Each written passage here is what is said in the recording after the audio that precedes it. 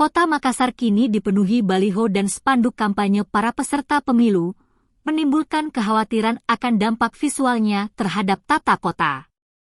Sejumlah alat peraga kampanye calon anggota legislatif terpajang di sepanjang Jalan Inspeksi PDAM, Tallo, Makassar. Kekhawatiran semakin meningkat seiring dengan banyaknya caleg yang memasang APK mereka dengan cara memaku baliho-baliho tersebut di batang pohon.